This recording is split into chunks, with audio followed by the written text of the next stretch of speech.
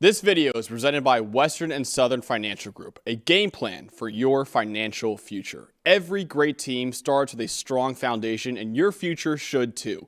With life insurance built like a championship roster, Western and Southern helps protect what matters most, so you can focus on winning today while planning for tomorrow.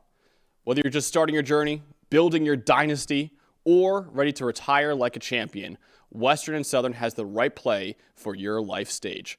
Visit westernsouthern.com to get your free life insurance quote today. Western and Southern, built to win. We got Oregon shutting out Texas Tech, 23-0 in the Orange Bowl. Let's go over the highest grade players, starting off with the Oregon Ducks. Highest grade player was their safety, Dylan Thieneman, 79.9. Linebacker Jerry Mixon, 78.4. Bryce Betcher, another linebacker, 76.4. Brandon Finney Jr., honestly, was a star of the show, in my opinion, 76.3 at corner. Mateo Uyunglele, the edge rusher, 73.9. And Dante Moore, the quarterback, 68.2. For Texas Tech, their highest grade players in the loss, David Bailey, who was all over the field in this one, 86.5. Ben Roberts, 81.5. The linebacker, Romello Height, the edge rusher, 75.1.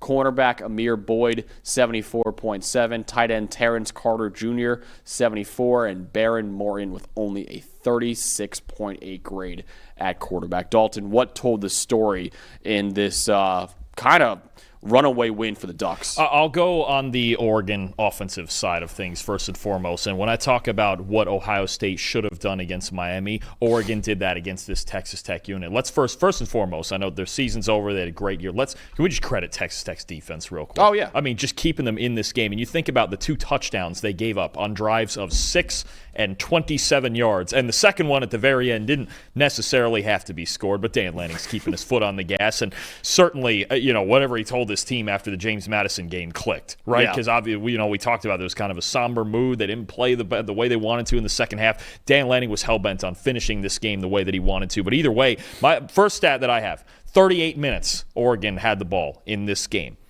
81 plays they ran compared to 62 for Texas Tech. In the first half, that was 49-23. Oregon wasn't finishing drives. There was some errors on offense. It wasn't perfect. But Dan Lanning, Will Stein, and Dante Moore understood the assignment. Do not let this defensive front take this game over. Do not turn the football over. The one turnover was the interception on 4th and 2 that basically went nowhere anyway. Yeah. So, not really much consequence there. But also forced 4 turnovers. That'll help you in the possession battle. 4 for 8 on 4th down. Love the aggression in short yardage situations that Dan Lanning chose to go with, right? Certain times, the Wildcat call early, didn't love it. But in big moments in this game, he said, you know what? I'm going to put it in Dante Moore's hands and we're going to be just fine. And Dante Moore himself, the one big stat for me, and he was really efficient. I think this a lot of talk with Moore that, he was kind of average in this game. He didn't throw the deep post to Kenyon Sadiq when he might have had him right on 4th down and, a couple. But against this defense, this is not the game where you ask Dante Moore to throw for 400 yards and force it like that, right? Dante made every throw that he needed to just keep possession of this game. You're not going to walk out there and score 47 points on Texas Tech, right? It's just their defense is arguably the best defense in the country. What Dante Moore needed to do was get first downs. It is another one this reminded me of. It's kind of one of those Joe Burrow starts where he doesn't throw for 400, where instead it's like, hey, just don't make mistakes. Like, remember in their Super Bowl run when they played the Titans in Tennessee, the 1-seed Titans? Yeah. And I think his average depth of target in that game was like 4 yards. And it was like the Titans were probably better than the Bengals all around, but Burrow, if you don't screw it up, we can get to Tannehill and we can do so. It was one of those where just understanding the assignment against this defense. So if you were looking for Dante to go out there and flash up 400 yards in this game and, there's the number 1 pick, this wasn't going to be the game. I would argue it's actually more impressive that he understood what was needed against this defense. Don't turn it over. Hey, we might have to kick some field goals. So be it. That's how it goes, and our defense will pick you up and we'll play complimentary football. 2.46 average time to throw, and I believe he was only sacked twice all day. That's big. We talked about in the preview, Dante Moore processing the field quickly and getting rid of the football. Did exactly what he needed to do against this Texas Tech team. And really this Oregon offense, the way that they just controlled possession and did not allow and played up-tempo. They did not allow the defensive line to take this game over. It was ugly. But it was uglier for Texas Tech than it was for Oregon, and Dan Lanning knowing that, and Will Stein knowing that, Dante Moore knowing that. I thought they did an incredible job of just controlling this game, even though it wasn't certainly the flashiest game Oregon's ever played. Honestly, I'll go right to my most impressive then. My most impressive is Dante Moore. I actually was very pleased with how he played against it. Now, I know he had a 68.2 grade overall, but that was kind of dragged down by the fumble that he had, an 80 passing grade against Texas Tech. Excuse me.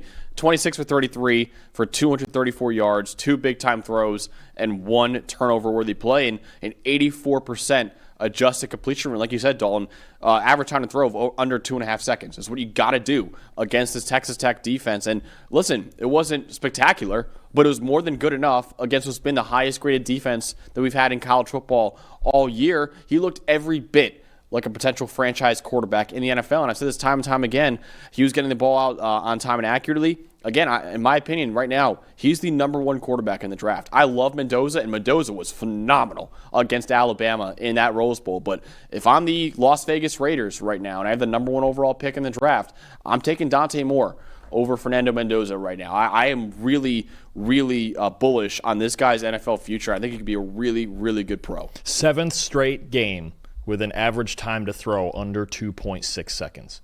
That's big time. And that processing, that ability to see the field that quickly is going to be the key for him against Indiana. All the rotations, all the simulated pressures, everything that Indiana's defense, Brian Haynes' defense throws at you, Dante Moore's going to have to deal with all of it. And we'll see, because the rematch factor is always fun here, because he can go back to the first one and go, okay, what did they do? Do I understand it better this time, the second time around? That's going to be the big thing, is that Dante Moore against Indiana. That was the one game where he was really under a lot of pressure, and he crumbled a bit under it. How he responds to that will be big. How he responded to pressure and even potential pressure, because he was only under pressure about 25% of the time in this game. You get that against Texas Tech, you're feeling good, because they've had games this year where they're pressuring quarterbacks 60% of the time, right? I mean, this defensive line, this entire defense for Texas Tech can take games over. Oregon did not allow them to do that. Yeah. My stat that told the story in this game is Baron Morton. So one quarterback played reasonably well in this one, and Dante Moore. The other one, Baron Moore, just was reason why Texas Tech just could not, really stay in this game, because Texas Tech defense really played really well, but Baron Moore had the 36.7 PFF grade, tied for the worst PFF grade of his career in this one. Just could not get anything going with his struggles out there. 18 for 32 for 137 yards, no touchdowns, 2 picks, no big-time throws, 3 turnover-worthy plays, excuse me, 4 sacks, and how about this, Dalton?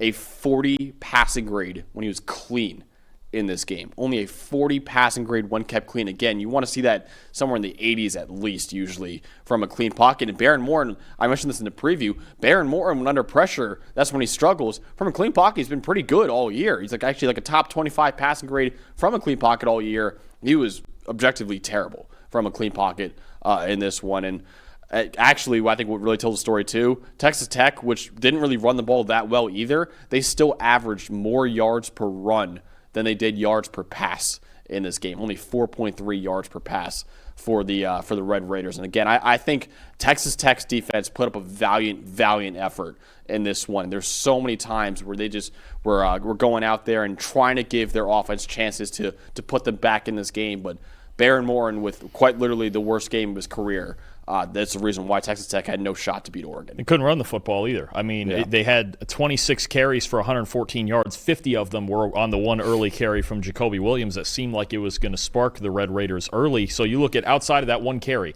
25 carries for 64 yards. That's not going to get it done either. Cameron Dickey obviously lost a fumble in the first half as well. All around, just struggle for Texas Tech's offense. It's something that jumped out at me that Oregon did, and they do this a lot. They play a lot of too high, especially a lot of quarters in their secondary. Trevor, I forget what show I'm on sometimes. Max, they played a too high safety coverage more than 70% of the time, including I'm including run plays there. That's for the entire game. Oregon was in too high coverage almost 3/4 of the time. They were going to make Texas Tech work for it. They believed they could stop the run with their front six. I thought their defensive line as a unit, there isn't necessarily one standout guy, right? Because a lot of them made plays. Tatum Tuioti was really good. I believe he had 2 sacks. Uiagalelei with the strip sack, right? Amari Washington and Bear Alexander, as always, just big and tough on the inside, right? Bryce Betcher with a great game. I think when you look at the way that Oregon approached this, they said, all right, We're just going to make them work for it. And I think so often this time of year, that's what teams do on defense. That's what these great defenses do. Texas Tech does it themselves, and they did a pretty good job of it for the most part. They're going to make you work for it. They're going to make you grind 4, 5, and 6 yards at a time. Oregon made Texas Tech do that, and they were basically incapable of it. Texas Tech needed the complementary shots downfield, and Oregon was just not allowing it at all. Baron Morton 2 for 8 on 10-plus yard throws. It just was not happening. They needed to dominate in the run game to complement Morton.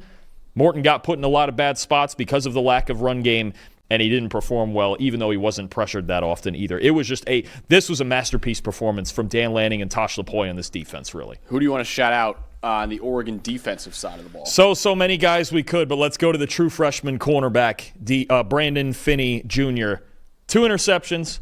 Fumble recovery, only 2 catches allowed for 28 yards, 6 tackles, 3 stops, 75.9 coverage grade. And it feels like down the stretch of this season, he's just been getting better and better every week. And, we heard Joe Tessitore and Jesse Palmer on the broadcast talking about, look, when this kid stepped on campus, the coaching staff felt immediately he was their best corner. Well, they were obviously right, and he continues to get better. You want a guy to get a jump on if any of you draft freaks are out there for the 2028 draft? Brandon Finney Jr. is a pretty good place to start out here at cornerback for the Oregon Ducks, and he's been so good all year. Love how aggressive he plays. And then even the 2 interceptions, man, just such great reads back there in the secondary, especially for a freshman. First of all, the first one, you had a receiver motion away from his side of the formation, so he was left just one-on-one there. So he goes, you know what? I'm in quarters, but I've got the X one-on-one. I can jump this outcut. I can take my chances. And then the second one, that one last moment of hope for Texas Tech down in the low red zone, reads it outright, reads back to the back corner of the end zone. Easiest interception he's going to have of his life because he made the right read. He saw it correctly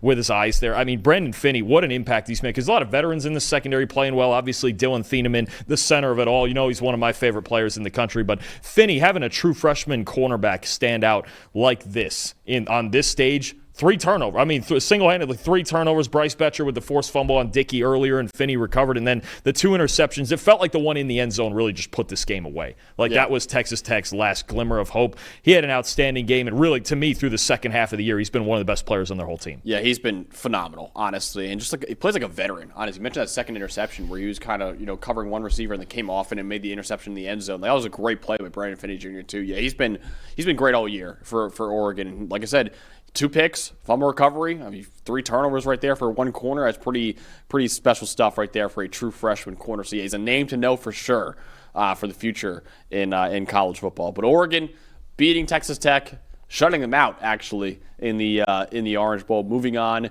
to the college football playoff semifinals. Well, we'll get a rematch with the next team that we're talking about right now, because Indiana took care of business. Everyone's got takes. Numbers have truth. And the truth is, most people are betting with emotion. Sportsbooks feed on it. TikTok gurus sell it. The hype machine runs on it. That's how you lose. PFF is different. You're betting with winning data. The same data trusted by all 32 NFL teams and the sharpest minds in the game.